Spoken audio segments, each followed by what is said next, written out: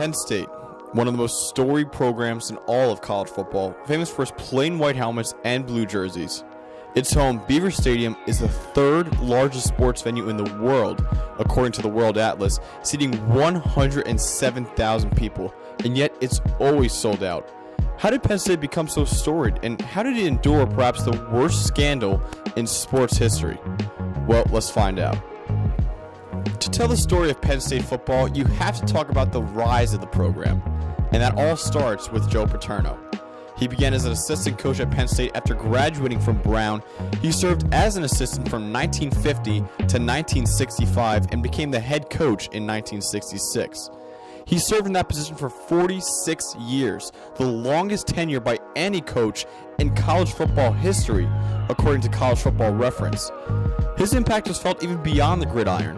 He graduated 78% of his players, way above the 67% average according to the NCAA, and many of his players even considered him to be a father figure. Paterno finished with a record 409 wins and 2 national championships in 1982 and 1986. He was inducted into the College Football Hall of Fame in 2007 and was widely regarded as perhaps the greatest coach of all time. He ran a pretty clean program and was considered by many to be the saint of college football. That's what made what happened next so surprising. Jerry Sandusky was an assistant coach at Penn State for 30 years and served as defensive coordinator for 22 of those years. In 1977, Sandusky founded the Second Mile, a non-profit charity serving Pennsylvania's underprivileged and at-risk youth. After Sandusky's 1999 retirement as assistant coach at Penn State, he continued working with the Second Mile at Penn State, maintaining an office at the university until 2011. In 2011, he was arrested and charged with 52 counts of sexual abuse of young boys over a 15-year period from 1994 to 2009, with the victims coming from the Second Mile program. Sandusky was sentenced to 30 to 60 years in prison. Paterno allegedly knew of the abuse and concealed it, leading to his firing in 2011. Defensive coordinator Tom Bradley took over as interim head coach, but wouldn't hold that position for long. It would go down as one of the biggest scandals in sports history. Penn State hit rock bottom.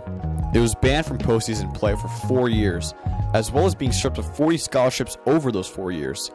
They also had all of its wins from 1998 to 2011 vacated and faced a $60 million fine. Penn State was, quote, left for dead, according to Cassandra Coble. They needed a new leader to stabilize the program. Enter Bill O'Brien. Bill O'Brien began coaching the team in 2012 after serving as the New England Patriots offensive coordinator.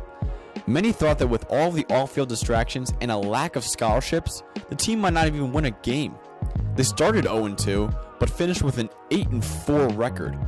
O'Brien won the Bear Bryant Award, given as the nation's most outstanding coach. The following year, the team went 7-5. Executives were so impressed by how O'Brien took a depleted roster and made it respectable that following the 2013 season, O'Brien returned to the NFL, this time to be the head coach of the Houston Texans, a job he still holds today. Even though he only served as the Nittany Lions head coach for 2 years, he stabilized a program that many thought would never return to its former glory. Even so, Penn State was once again looking for a new leader. After having one head coach for 46 years, the Nittany Lions now had 4 in 4 years. After having Bill O'Brien pick up the pieces of a broken program and restore it, Penn State needed someone to bring it back to its former glory. They returned to a Pennsylvania native and head coach of Vanderbilt, James Franklin.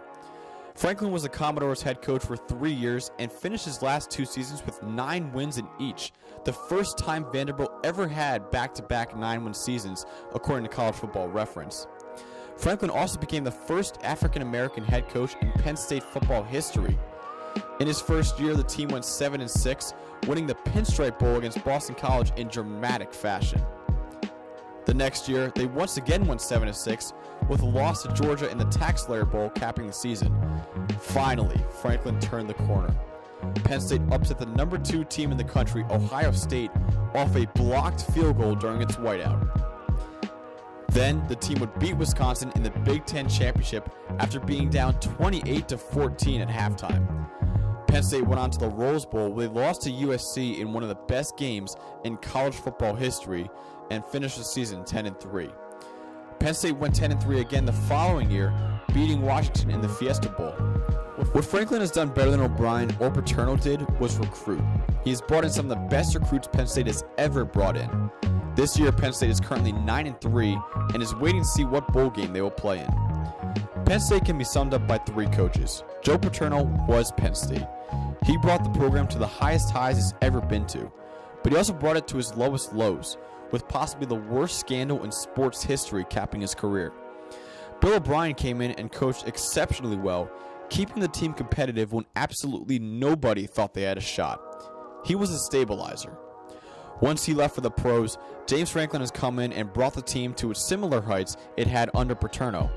A program left for dead just 6 years ago is back competing for national championships every year. The common saying at Penn State is, "We are Penn State." After 2011, many thought we were Penn State.